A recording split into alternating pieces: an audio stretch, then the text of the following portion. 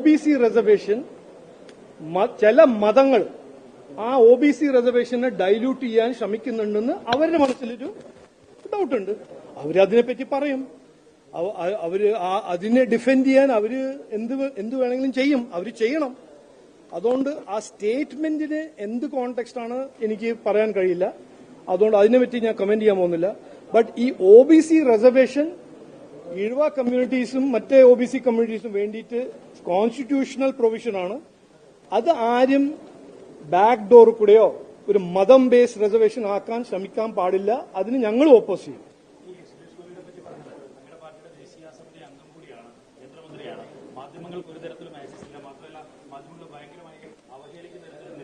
നോക്ക്, ഞാൻ അതില് എനിക്ക് ഒന്നും പറയാനില്ല.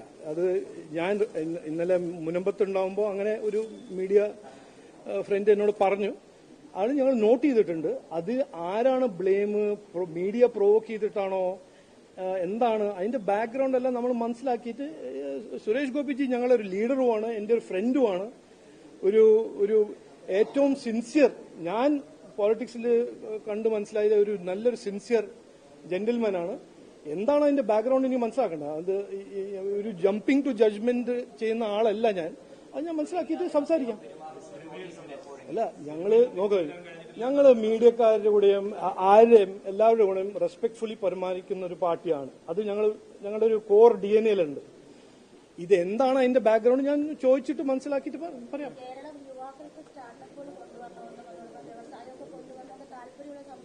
അതെ, കണ്ടു. അത് ഭയങ്കര ഒരു സങ്കടം കൊണ്ടുവന്ന സാധനമാണ്.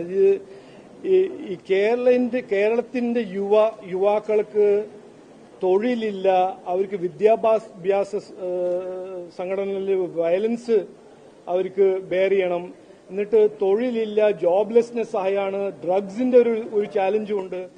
അതെല്ലാം കാണുമ്പോൾ ഇങ്ങനെ ഈ ലെവലില് കുട്ടികൾക്ക് ഒരു ഹ്യൂമിലിയേഷൻ സഹിക്കണം ഒരു ജോബിന് വേണ്ടിയിരുന്ന് കാണുമ്പോൾ എനിക്ക് സങ്കടമുണ്ട്. അതിനെ ഞാൻ രാഷ്ട്രീയമായിട്ട് കൺവേർട്ട് ചെയ്യാൻ നോക്കുന്നില്ല. ബട്ട് ഇതെല്ലാം നമ്മളെ യുവാക്കളുടെ വേണ്ട ഒരു ഭാവി, ഒരു പുതിയ തലമുറയ്ക്ക് വേണ്ട ഒരു ഭാവി ഇതല്ല. ഇവിടെ തൊഴിലുണ്ടാവണം, നല്ല പ്രൈഡോണ്ട് പണിയെടുക്കാൻ ഒരു അവസരങ്ങൾ നമ്മൾ ക്രിയേറ്റ് ചെയ്യണം. അതാണ് ഞങ്ങളെല്ലാം ആഗ്രഹിക്കുന്നത്. അതിനുവേണ്ടി ഞങ്ങൾ അധ്വാനിക്കും.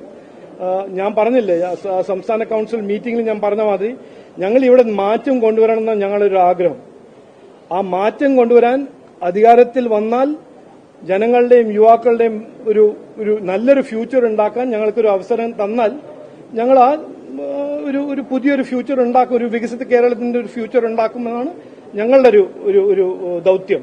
സംസ്ഥാന പ്രസിഡന്റിന്റെ ടീം റെഡിയായോ? എന്റെ ടീമല്ലേ ഇവിടെ നിൽക്കുന്നത്? എല്ലാ പ്രവർത്തകരും എന്റെ ടീമാണ്, ഞാൻ അവരുടെ ടീമാണ്. അതില് എന്റെ ടീമോ മറ്റൊരു ടീമോ ഞാൻ അങ്ങനെ ഒരു ടീം ഉണ്ടാക്കണമെന്നൊന്നും കാണുന്നില്ല. എല്ലാ പ്രവർത്തകരും എന്റെ ടീമാണ്, ഞാൻ അവരുടെ ടീമിൽ ഒരു മെമ്പറുമാണ്. അതെല്ലാം വരുന്ന സമയത്ത് വരും. വനിതാ പോലീസ് ഉദ്യോഗസ്ഥരുടെ ലിസ്റ്റിൽപ്പെട്ട ഉദ്യോഗാർത്ഥികൾ സെക്രട്ടേറിയറ്റിൽ സമരം ചെയ്യാണ്.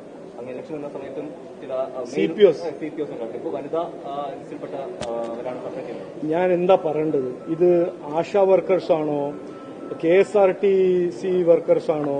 പെൻഷൻ 4-5 മാസമായിട്ട് കിട്ടുന്നില്ല. വനിതാ പോലീസ് CPO അവർക്ക് എൻട്രൻസ് എക്സാം എല്ലാം പാസ് ചെയ്ത് കഴിഞ്ഞിട്ട് അവർക്ക് തൊഴിൽ കിട്ടുന്നില്ല. സംസ്ഥാന ഗവൺമെന്റ് തൊഴിൽ കൊടുക്കുന്നില്ല. അപ്പോൾ ഇതെല്ലാം നമുക്ക് കാണാൻ പറ്റുന്ന ഒരു സൗകര്യമല്ല, ഇത് കാണുന്നതല്ലേ. അതുകൊണ്ട് അതിനെപ്പറ്റി ഞാൻ എന്ത് പറയാനാ? ഇവിടെ മാറ്റം വരണമെന്ന് മാത്രമല്ല പറയേണ്ടത്, വേറെ ആ മാറ്റം കൊണ്ടുവരാൻ ഞങ്ങൾ അധ്വാനിക്കും. ജനങ്ങളെ സപ്പോർട്ട് ചെയ്യണമെന്ന് ഞാൻ അഭ്യർത്ഥിക്കുന്നു.